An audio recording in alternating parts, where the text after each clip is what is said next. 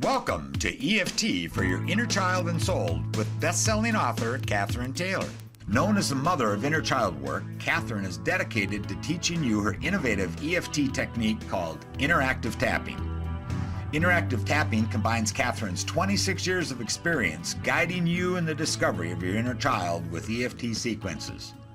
This combination empowers you to take responsibility for your own healing. Cathryn is a licensed marriage and family therapist and addictions counselor and is certified by EFT master Lindsay Kenny. Tune in every other week as Cathryn teaches you how to tap your way through addictions to abundance, through fear to faith, betrayal to trust. And now I'm proud to introduce you to the mother of inner child work, Cathryn Taylor.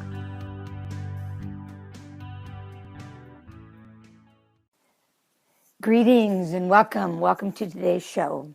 Well, this is a continuation of my 2016 Free Conscious Living series. And this whole year, I am dedicating my Blog Talk radio shows to this crisis that we are experiencing on the planet itself. We are a planet in mourning, and we have absolutely no tools to grieve.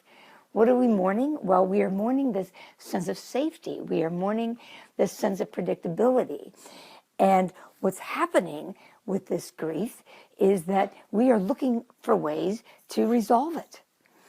And in response to being overstimulated by all of the information that we're getting, by all of the technological advances that have far surpassed our brain's ability to process them, by continually being bombarded by the electromagnetic stress from all of these electronic devices that each one of us has, we are overstimulated. We are bombarded by the toxins of the environment itself. So each of us is dealing with this stress in our own way, and most of us are not dealing with it very successfully. In fact, Dr. Heidi Hanna has suggested that we have become a planet of stressaholics. In her new book, she says, chronic multitasking and ever-increasing demands on our time and energy have caused a neurochemically based dependence on sources of stress and stimulation to provide fuel for our chaotic lifestyles. While this may boost performance in the short term, studies have consistently shown that when stress hormones are elevated over time, they create the worst form of internal wear and tear, decreasing productivity, wasting time, and even killing brain cells. As a result, modern society is tired and wired, suffering from physical exhaustion while mentally amped up and unable to get adequate rest. What this results in is that we are perpetually cued for this fight, flight, or flee response. So our bodies are continually getting flooded with the neurotransmitters of cortisol and of adrenaline, and we are ever ready to respond, and yet all of that energy never gets released. And so our central nervous systems are beginning to be compromised. But even worse, we begin to get almost addicted to anticipating this kind of stress, this kind of response. Candace Pert is a neuroscientist, and she states that every emotion circulates through our body as chemicals called neuropeptides. These are short-chain amino acids that talk to every cell of our body, deciding what is worth paying attention to. When these peptides repeatedly bombard the receptor sites, these sites become less sensitive and require more peptides to be stimulated. Receptors actually begin to crave the neuropeptides they are designed to receive. In this sense, our bodies become addicted to emotional states. When we have repeated experiences that generate the same emotional response, our bodies develop an appetite for these experiences. Like addicts, we will draw experiences toward us that give us that fix. So this is where that law of attraction comes in. If we are addicted to that stress, or if we are anticipating that kind of stressful lifestyle, then we attract stressful situations that perpetuate being amped up. So how are we all dealing with this? Well, we're seeking relief with it. And how do we seek relief? We seek relief through our excessive and addictive behaviors. And what's even more noteworthy is that we are becoming more and more sophisticated with what we begin to excessively act out with. We are becoming multi-addicted. We can be addicted to almost anything. So what I am creating here in this next year is a way for us to begin to respond to that. Because the truth is that even though our excessive acting out initially works, ultimately, as we all know, we begin suffering consequences for it. And when we're talking about this new addiction, which in my work I call the father of addictions, this addiction to stress, this addiction that is fueled by adrenaline. And I pair that with what I call the mother of addictions, which is our codependency. And that's fueled more by the oxytocin. Well, in between, or the offspring is a better way of putting it, of these two parents are all of the addictive behaviors, all of the addictive processes. And those that are emerging the most now are the addictions to the social media, the Facebooking, the texting, the incessant emailing, the continual engagement of being on our cell phone, of being stimulated and being in contact with the world through these little devices that we hold in our hand. And what is occurring is that as we are learning to relate to each other through these devices, through all of these textings and these ways that are really not having any direct contact with each other, we're getting more and more isolated. We're getting more and more disconnected, not only from each other, but we're getting more and more disconnected from our authentic self, and certainly more and more disconnected from a power greater than self. In fact, many are now defining addiction as any activity or behavior that severs our connection with our authentic self. Because when we are not connected with our authentic self, we are ego-driven. And when we are ego-driven, we become more and more stressed. And that's the whole cycle of what I'm talking about here. So I am trying to present you a solution. And obviously, if we're talking about an addiction to stress, and I am comparing this addiction to stress as the proverbial fall of man, where we get more and more disconnected, as I said, from our higher self and from our authentic self. Well, I equate that to when Adam and Eve got more and more disconnected and detached from the Garden of Eden.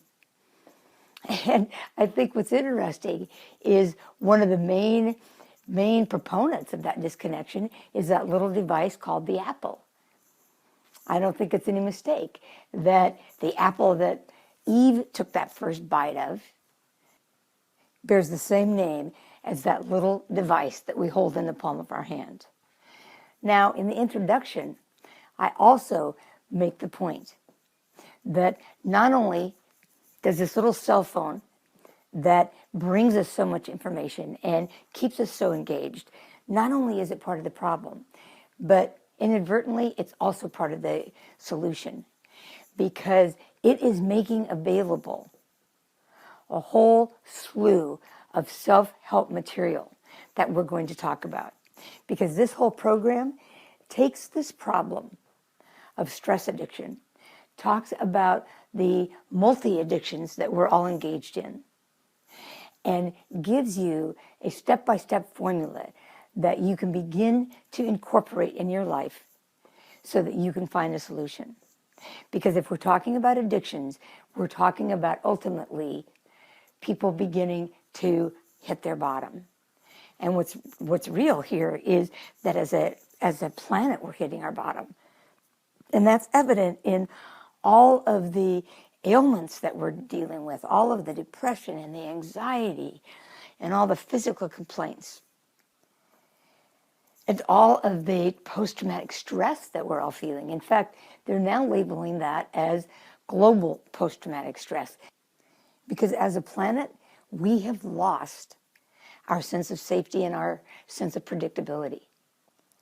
And because of this little device we hold in our hands, we are constantly informed about these events that are going on in the world over which we absolutely have no sense of power over. So right there, we are dealing with step one of the 12-step program, which is being powerless over the situation in our lives, and our lives are becoming more and more unmanageable. It is in response to this that I am bringing to you my new 4-stage 12-step formula. And in this, I take each month one of the steps of the traditional 12 steps, and I interface it with what I have witnessed to be the 4 stages that have evolved in the recovery movement over the last 80 years. So in the introduction, I gave you a really nice overview of these. But today what we're going to do is you're going to see how those 4 stages interface with step 2. Last month we talked about step 1. We talked about the powerlessness. We talked about the unmanageability. We talked about how our lives have become unmanageable because of all this stress. How our lives have become unmanageable because of all the events in the world over which we have no control, and how we are hitting bottom and how we are experiencing consequences because of that. Well, that's step 1. Step 1 really points out what the problem is. We admitted we were powerless and that our lives had become unmanageable. And as each of us hits our own bottom and comes into some sort of critical situation that demands that we notice what's happening to us, we begin to break our own denial. And the reason I'm interfacing this with the 12-step program is because it's so accessible. It's considered one of the most successful spiritual practices on the planet. And part of that is because it does not require that you have a certain attachment to a dogma. In each of a person's program, they get to define and decide what that greater power is. And we're going to talk about that today, because what we're going to talk about in this month's program is step 2. So if step 1 is defining the problem, step 2 is considered the solution. We came to believe that a power greater than ourselves could restore us to sanity. Now, there are several components to that step. First, we come. We come into relationship with others who are also dealing with stress. And I don't know how you may get into your own recovery. You may end up creating some physical ailment, so you need to go to some recovery group. You may be so stressed that you're looking for anti-anxiety pills or antidepressant pills, and you end up in some support group. You may end up in a 12-step program. But the first step is to come into relationship with other people that are talking about the same challenges you're experiencing. That breaks your denial. That helps you begin to see that you're not the only one that is experiencing this. So the first part of that step is come. Then you come to. You come to the awareness of really how bad it's gotten. How much this stress is really debilitating you. How much it's impacting every area of your life, like we talked about in step 1. How much the stress is crippling you in your intimate relationships, in your physical health, in your mental well-being, in your ability to make money, to really follow through, in your ability to think clearly. And so you begin to come to that awareness. And once you come to the awareness, then you come to the belief that a power greater than self can restore you to sanity. Well, what is that power greater than self? Often it is the group itself. Before we reconnect vertically to a higher power and to our authenticity, we have to connect to others. And the most readily way that we do that is to come into groups with others, come into association with others. Now, this is where technology has really aided this whole endeavor, because a lot of us can't do that in person. And so we do accomplish that task by going online, by watching YouTube videos, by making use of technology. Because one of the premises that I make in the first couple broadcasts is there's no way that we're going to be able to avoid evolution. We can't avoid it. We have to learn how to adapt to it. We have to find ways that our central nervous systems can be supported enough. And we have to find ways to relax. We have to find ways to respond. We have to find ways to break this isolation. And one of those ways is by sitting at the very computer that overstimulates us, but can also bring us into relationship through chat groups and through watching and educating ourselves on how others are responding to this. We can go to YouTube and get a meditation exercise, but we can also come into community with others. So when we're working with step 2, we are really coming into contact with others. We are coming to believe in a power greater than self. And initially, that power may be the group itself. With time, we can reintroduce ourselves to that power of a spiritual source. But that doesn't always happen initially. And then we begin to define what that power greater than self is. And we define it by hearing others talk about their power and their power that's outside of themselves. And we begin to develop the community, and that initially can be the power outside of ourselves. So the last part of this is restore us to sanity. Now, when we're looking at the current state of affairs of the planet, the insanity is the fact that we are so overstimulated, and we are so constantly engaged, and we are so stressed, and we have forgotten ways to relax. And that's one of the points that Dr. Heidi Hanna makes. She continues to say, stress in and of itself is not bad and is actually utilized for growth when balanced with adequate recovery. The solution to stress addiction is to build in and prioritize optimal rest and relaxation on a holistic level, body, mind, and spirit, in order to consistently recharge and create a more resilient operating system. So that is the answer.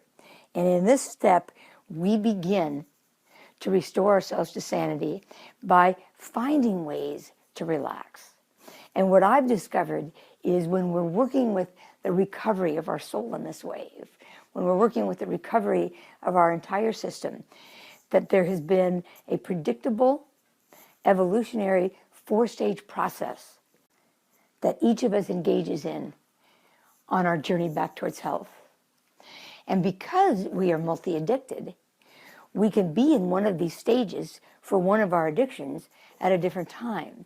So I have found this 4-stage model to be very useful in determining where you are on that continuum of addiction and where you need to be intervening. So you may come into resolution of this crisis for yourself with one addiction, like your acting out may have led you into excessive eating or excessive alcoholism, and you actually activated the disease of alcoholism. So you got into traditional recovery for that. But as you are pursuing your recovery, and as you get really anchored, like we talked about in step 1, into that recovery program, and you meet with a sponsor and you start working the 12 steps with respect to that primary addiction, you discover that other behaviors are being acted out excessively as well, and that the 12-step program, the 12-step structure, assists you in resolving that as well. So theoretically, you might be in stage 1 for your addiction to texting, or being engaged on your Facebook, but be in third or fourth stage, as we'll talk about in a minute, with your recovery in alcoholism. Okay, I want to talk a little bit more about these 4 stages, and then I'm going to interface those with the step 2. So real briefly, and again, I encourage you to listen to the first broadcast because you're going to get a fuller view of it. But the first stage of addiction is literally just arresting the behavior. And as I said, we can be dealing with the excessive behavior in one area of our lives, while at the same time, we're further down the continuum of one of our more primary addictions. So the 4-stage model helps you identify where you're at with your different behaviors. Okay, so again, real briefly, stage 1 is arresting the behavior. Stage 2 of a recovery program is dealing with all of the past patterns, that healing the child within, healing the past, going back in and tracing the patterns and looking at how those have followed you into adulthood. And in fact, what I call the inner child, the saboteur, is basically stimulating your need to act out and preventing you from finding ways of feeling relaxed and connecting into yourself. So you deal with the past. Well, once you deal with the past, that gives you the foundation to move into stage 3 of recovery, which is beginning to harmonize that relationship between what I call your higher self, not your higher power, which is a power outside of self, but your higher self is that most illuminated part of your adult self, that part of you who vibrationally can expand and see things from a broader perspective. And as you'll hear in my material, it's really that higher illuminated self that makes that direct connection with your higher power, that you'll hear the phrase God within. It's that's that higher self. Well, in 3rd stage recovery, you're coming into relationship between that human self and that spiritual self, and you're learning to walk your talk from a different angle. This is where all the law of attraction movement really fit in, because it's in 3rd stage recovery where we begin to understand what it means to put a certain amount of energy out and attract that energy back. So 3rd stage recovery is working with that. 4th stage recovery is working with all of the new brain science and the epigenetics, and really beginning to look at our addictions through the eyes of our soul and tracing what our behaviors are in this lifetime to potential triggers that may have happened in a different time in a different place. So what does this look like when you're working through the stage 1, 2, 3, 4 with step 2? Well, we've talked a lot about stage 1 already. So you come to believe that a power greater than self can restore you to sanity. You come to understand how the stress is really, really pulling you down. And you come to believe that being in community with others and developing a different kind of technique and method to relax can restore you to sanity. And you have identified what the insanity is for you. Well, when you're working with step 2 in stage 2, you are working with the inner child's coming to believe in the relationship with the adult self. And the adult self is coming into an acceptance that the inner child really is the most fragile part, who is acting out not because the inner child is evil or bad, but because the inner child feels unsafe.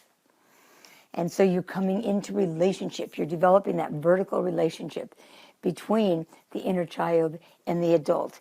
And as you work with that dyad, you come to understand and you begin to believe, you begin to have faith, you begin to have hope that this relationship can restore you to sanity, that you can move to a place where you're not acting out. You're not reacting to the stress, but you're beginning to respond to it. And you begin to pull the threads of your stress into your codependency, into where you first learned how to respond to this stress like this. And you see that you learned certain patterns in childhood. You learned how to be perfect in order to get needs met. All those little inner child patterns that we developed, the triggers that we enveloped in with our shame and our judgment and our fear of not being good enough and our fear of being judged and the peer thing and all of that, we begin to work with that. And in stage 2, we work with that in step 2 by coming to believe that that relationship with the inner child is going to restore us to sanity.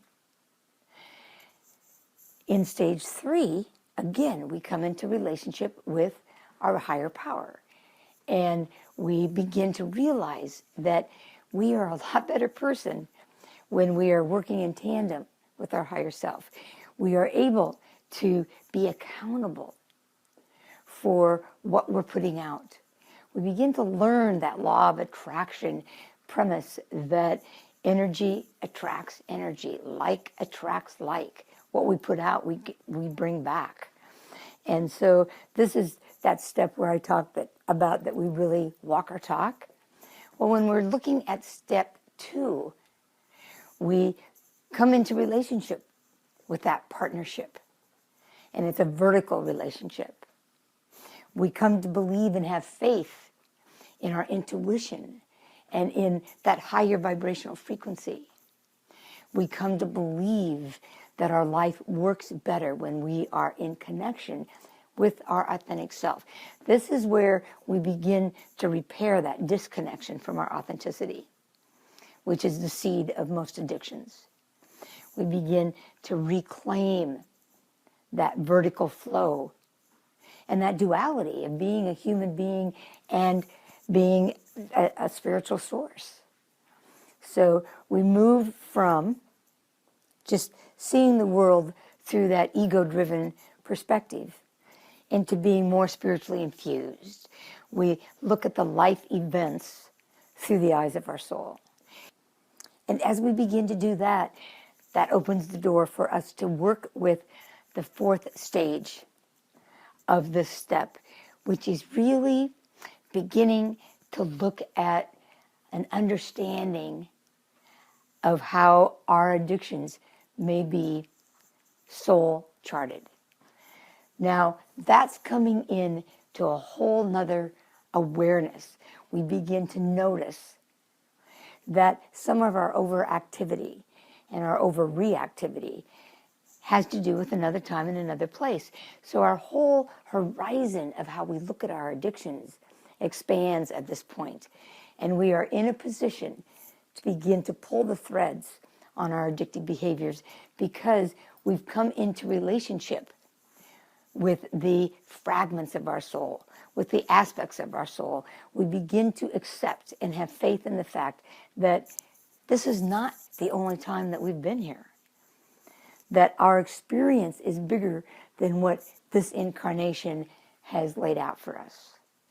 We come to believe in the multiplicity of our soul. And as we begin to believe that, we begin to experience a power outside of ourselves that is beyond this physical dimension. And it's that power of our soul that's connected to source energy. So our horizon just expands. And as we stay connected and anchored in the earth realm, we can begin to explore the spiritual realm. We literally have one foot in the spiritual world and one foot in the earthly domain, kind of walking between those worlds, the two worlds, like what Greg Braden talks about. This is also the step in the stage where you begin to get more of that metaphysical perspective, not only of your own addiction, but of the state of affairs that the planet is in itself now. And what I mean by that is, for you personally, you begin to entertain the concept that there is a higher purpose to your addictions, that just possibly your soul charted these addictions so that you would be inspired to have the exact amount of contrast that you need that would inspire you to do your soul's work. That your addictions were the backdrop for how your soul wanted you to progress. And in fact, there may be some old issues from fragments of your soul that were anchored in addictive behavior that now can be resolved as well. So you expand your perspective and you look at your own addictive behavior from the perspective that the addictions that you have had to battle have a higher purpose. Now, when we're talking about the stress addiction and we're talking about the planetary crisis and we're talking about global post-traumatic stress, one of the things that you can begin to entertain is the possibility that the stress itself that the world is confronting is divinely orchestrated so that as a planet we are forced to come into some sort of resolution. And what I love about applying this whole crisis of stress to the 12-step recovery program, weaving it in with that is, again, the concept of addictions, and especially alcoholism and drug addiction, has found its way into every culture on the planet. As I said in the intro, it's the big book itself has been translated into 67 languages. 12-step groups and the fellowship can be found in 170 out of 196 countries. But bring technology into that, and it has made this 12-step structure so accessible. And it is truly universal because there's no specific dogma that's attached to it.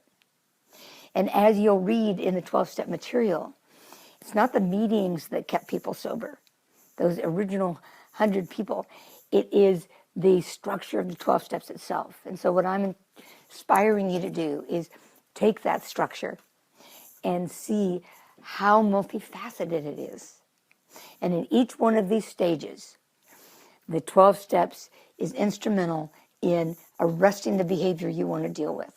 It's certainly instrumental in working with the child within and in healing your past. And it augments your ability to harmonize that relationship between your human self and your higher self.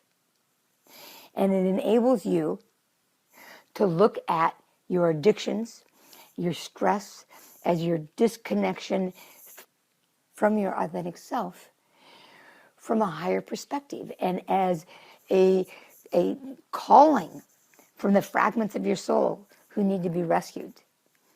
That there is possibly a purpose to your addiction, and there is possibly a purpose to the addictions and the stress that the planet's feeling at large. That this may be the apple that takes us out of that Garden of Eden, and in fact, the 12-step structure may be the very vehicle that can escort us back into a connection with our authenticity and a place where we are contributing to that higher vibrational frequency, not only of our own soul's journey, but of the planet itself. So it brings us back into that planetary community. All right, so now we're going to move into the second part of this broadcast, and that is doing the energy tapping. Now, if this is the first time that you have done the tapping, then I really encourage you to go to my website, which is www.eftforyourinnerchild.com, and educate yourself on what tapping is. There are 2 recordings there, 2 videos there. One is by Gary Craig, who's the founder of EFT, and it really gives you a beautiful introduction to what energy tapping is and its origins. And basically, real briefly, it is a self-administered form of acupressure. And instead of using needles or using pressure on the points, we're simply tapping on the end points. And what that does is that it sends an electrical impulse through your body. So whatever we are stating or even focusing on, you don't even have to use words, but it sends that electrical impulse through your body and it literally unties the knot of tension. That's what we're trying to do in this whole program, is give you viable and effective ways to identify the sources of your stress, to see where you are on the continuum of stress, where you're acting out, where it's become a real problem, and then give you this method that's user-friendly, that's very, very easy and accessible to begin to mitigate your stress. That's what tapping does, is it reduces your stress. So we're going to apply it now to this second step of recovery. And what I first want to do is just give you a generic tapping sequence. But before I begin, I want to make sure that you're doing this on your own free will, that you understand I am not there to basically guide you, that you have to be responsible for your own reaction to this. So if it goes too deep for you or something gets triggered, back up from it. Take care of yourself. Also, because we're dealing with the electrical circuitry of the body, make sure that you're hydrated. All right, so let's begin. Again, step 2. Came to believe that a power greater than ourselves could restore us to sanity. All right, so let's begin the tapping. We start with the setup phrase. Come to the karate. Even though there is a part of me that has had a hard time admitting my powerlessness, acknowledging my unmanageability, I am now willing to come to believe that there is a power greater than myself, that I can access that power through the group, through the structure of the 12 steps, through the community of fellowship, that I can access that as a power greater than self. And I can be restored to sanity. That I can be part of a group. That this problem is a we, not an I. So even though I have felt like I had to do it alone, I now embrace the fact that there are others out there that I can come into community with, into relationship with. Still tapping on the karate. And as I come into relationship with others, and I hear their stories, and I break my own isolation, I am able to become more aware of how bad this situation has really become. I am able to identify my own vulnerabilities. I am able to come into believing that this structure and this method worked for others. And that belief turns into faith that it can happen to me. It can happen for me. And that faith gives me hope. So even though I have felt really stressed, alone, and hopeless, I have now come to believe that this power greater than me can and will restore me to sanity. All right, so now shake your hands out. And as you've probably heard me talk about before, I do not call out the endpoints because each of us begins at our own place. But every time I say a different phrase, go to the next point. Again, if this is your first time, then email me at Cathryn, Cathryn, at EFTforyourinnerchild.com, and let me know that you need one of the graphics that shows you where to tap. Or go and sign up for my e-blasts, and I believe that you get one with the documents that come once you sign up for those as well. But each time I say a different phrase, move to the next point. Start with your first point. This stress over which I am powerless, the stress that has become so unmanageable,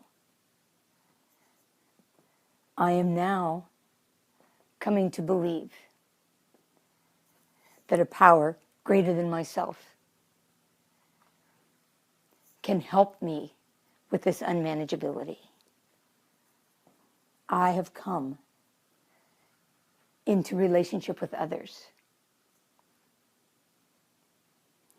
I have come to believe in what I hear from others.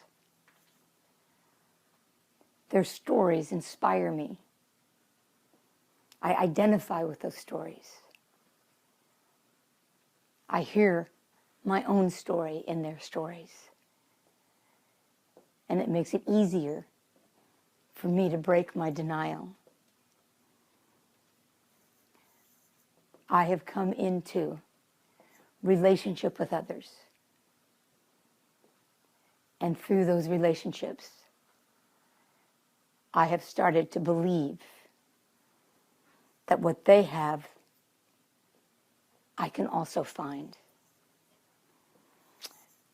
That this knowledge and this community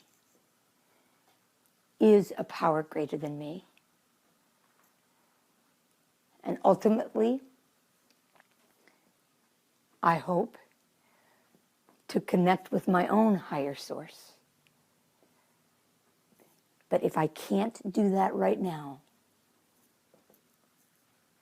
this group, this community, whether it's in person or online, can help me come to believe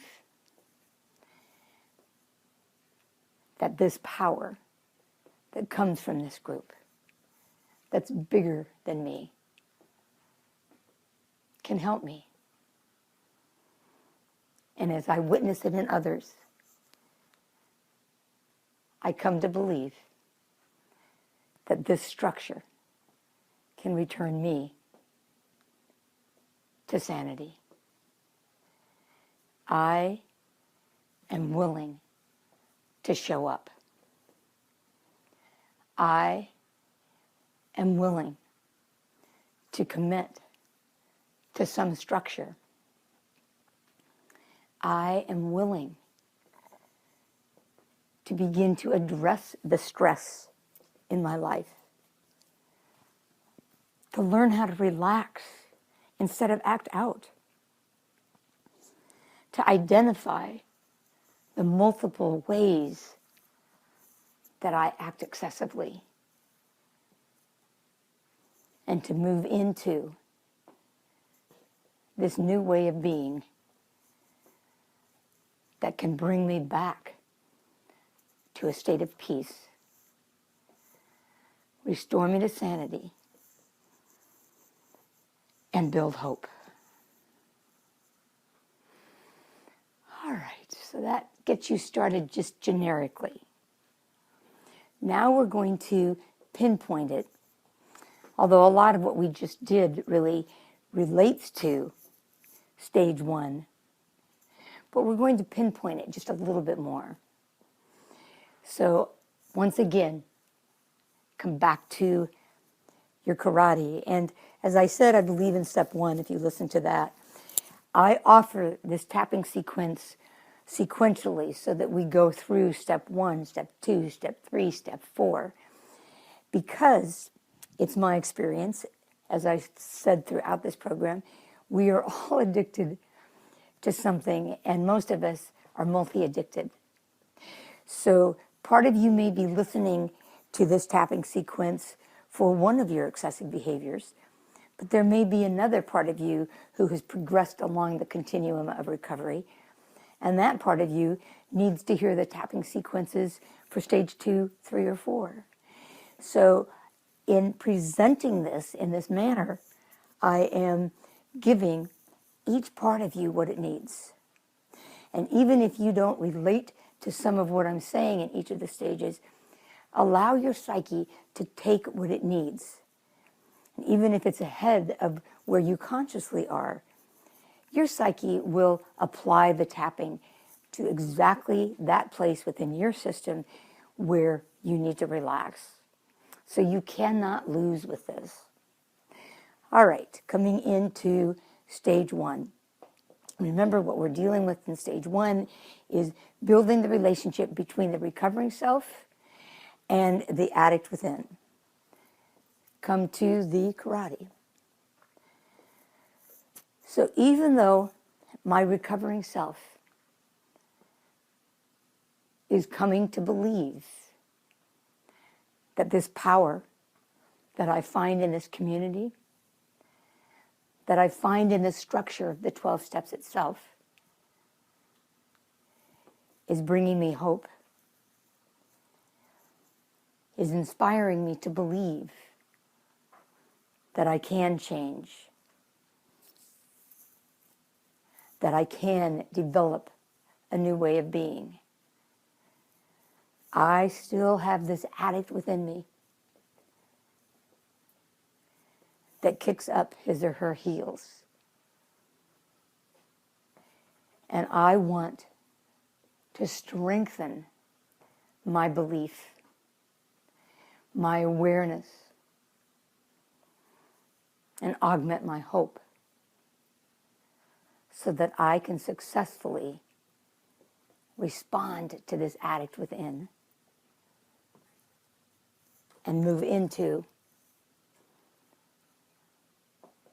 a state where my sanity is restored. All right, so that sets the intention. Now come to the endpoints. This addict within me. The addict tries to pull me out of this experience. But my recovering self is gaining strength. He or she is coming into relationship with others and is able to hear their stories. And as I hear the stories of others, I come to believe that my insanity can be addressed as well. I'm not alone. I'm not the only one. I am coming to believe that this power that I experience in this community, that this inspiration that I experience in the structure of these steps, that in itself is assisting me while in relationship to others to build a strong enough relationship within myself to set the limits with the addict that need to be set so that I no longer act out. I am willing to shift my dependency from acting out in ways that result in consequence, to connecting with this group and with the structure of the 12 steps themselves. I came to believe that a power greater than myself can restore me, can restore us as part of a group, can restore the planet at large to a state of sanity. Thank you, thank you, thank you. All right, so that addresses stage 1, issues of really coming into arresting the behavior and shifting the dependency from the excessive behavior to the group and to the structure. Remember, the first wave of alcoholics didn't have meetings to keep them sober. They had their stories, but what kept them sober was working the 12 steps and working with at least one other person. So as you begin this journey, you want a partner, you want a sponsor, you want a mentor. And step 2 really inspires you to do that for your recovering self. Now in stage 2, we're dealing with the inner relationship between that recovering adult self, which now morphs into what I call the illuminated adult self. And the relationship that we're focusing on is the relationship between that illuminated adult self and the child within. And we're dealing with the insanity that the child within had to deal with and had to be a part of and had to learn how to cope with. And in response to that, developed a false self, what I call the codependent self, and the codependent bargain that enabled them to survive. That's what we're going to address in this step, with coming to believe that that relationship between the inner child and the illuminated adult self, that illuminated adult self is the one that inner child's been waiting for. And that this relationship can invite the inner child to come into trusting that the insanity's over. All right, so come to the karate and we will do the setup. Even though my inner child had to operate in a very distorted perception of reality in order to survive, I, as the illuminated adult self, I have acquired the tools necessary to connect with that inner child. I have acquired the ability to either be the parent that child needed, or to bring in a protector to meet the needs of that child. I am willing to help that child within me restore his or her trust, to come to believe in me and in my willingness to show up, to support, so that the insanity can truly be left behind. I am willing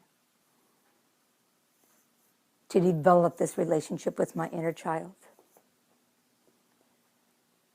so that together we can come into a belief and a trust that there is a relationship that's higher than the childhood traumas, and that trust can be restored. And with it, a more sane approach to life can occur. All right, so that's the setup. Shake your hands out. Take a drink of water so that you hydrate yourself. And then come to the first point. This inner child, he or she had such a difficult time surviving. It's my intention as the adult self to help this little one, this fragile one, come to believe in me, come to develop a relationship with me.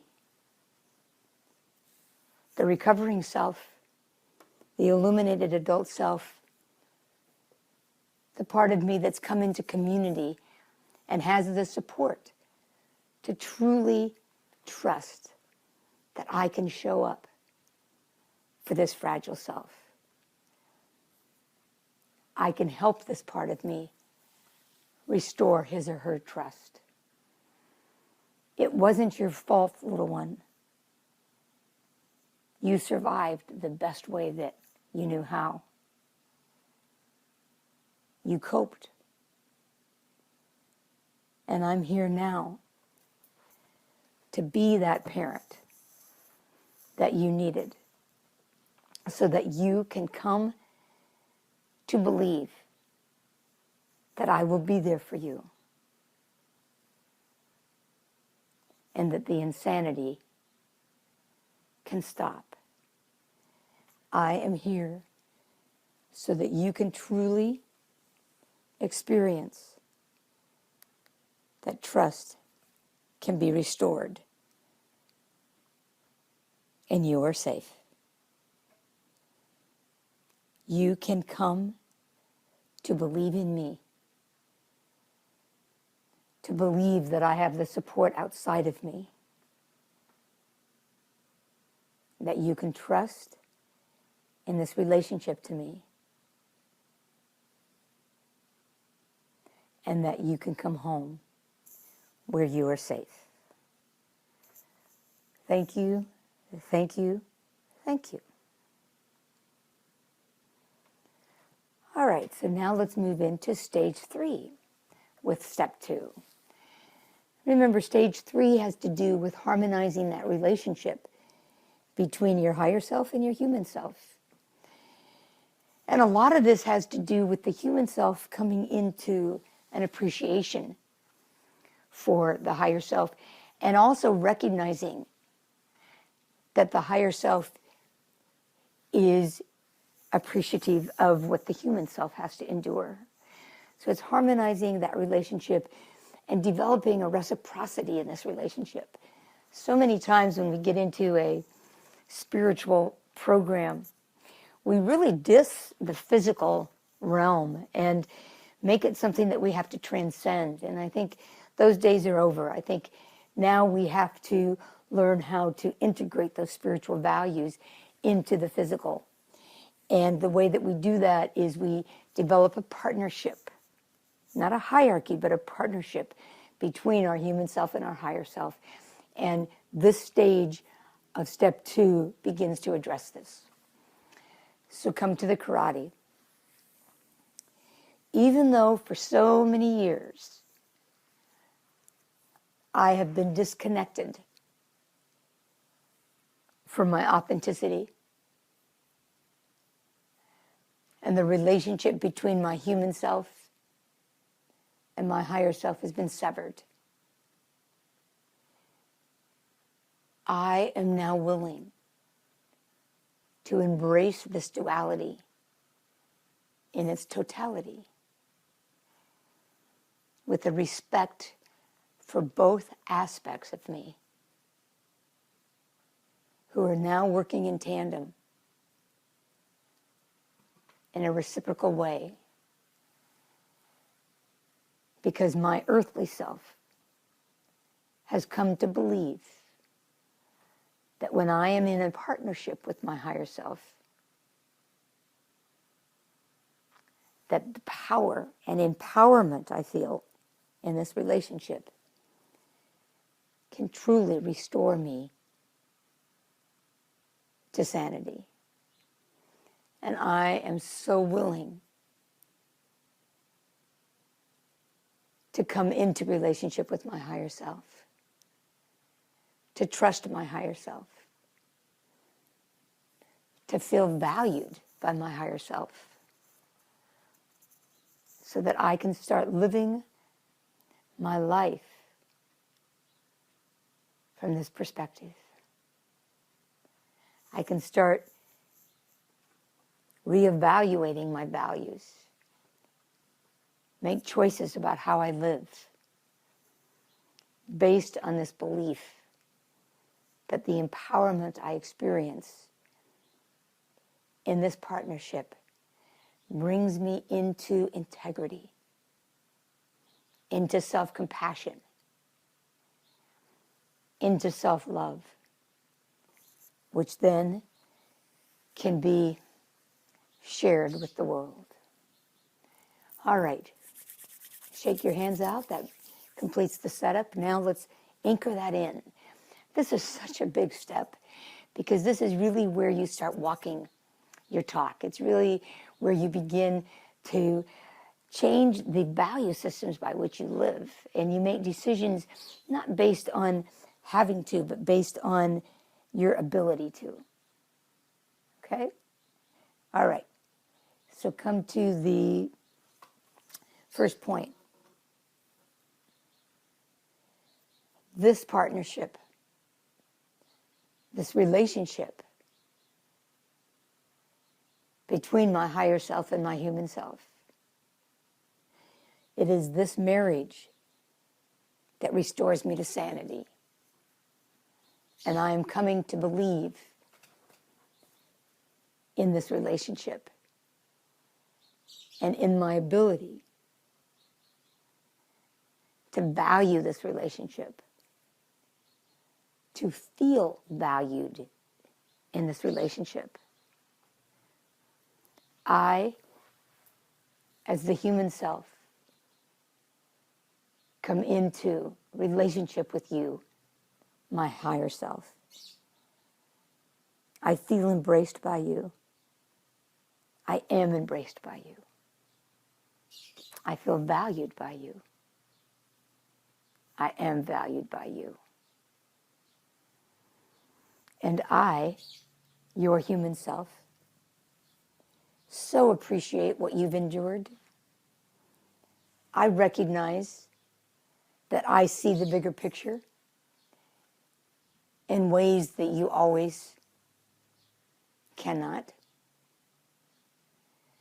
But I truly appreciate all that you've endured. I appreciate you anchor in the spiritual vibration. I so appreciate that you understand the higher principles of the law of attraction, that you really are taking responsibility for and accountability for your actions and allowing this higher vibrational frequency to filter into your day-to-day life. This is a marriage that's worthwhile, that is built on our mutual respect. And I am so appreciative of your willingness to show up and to come into harmony with these higher principles so that we can live our life in integrity and love. Thank you, thank you, thank you. All right, shake your hands out.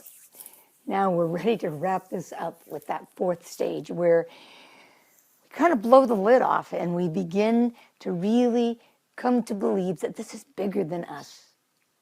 It's bigger than our personality. It's bigger than our individual experience, that we're part of something pretty grand that's happening here. So once again, come to your karate.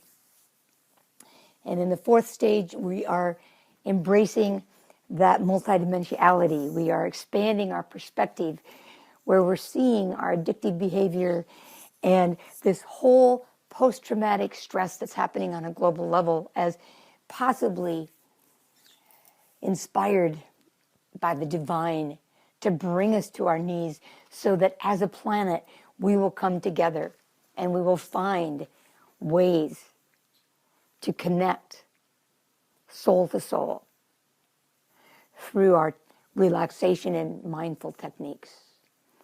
So we're going to support that now. Come to the karate. Even though I am beginning to understand that my excessive behaviors and my relationship to humanity at large may have a bigger purpose here, there's still a part of me that sometimes disbelieves. And I want to come into community with others of like mind, so that I can feel supported. And I'm willing to come to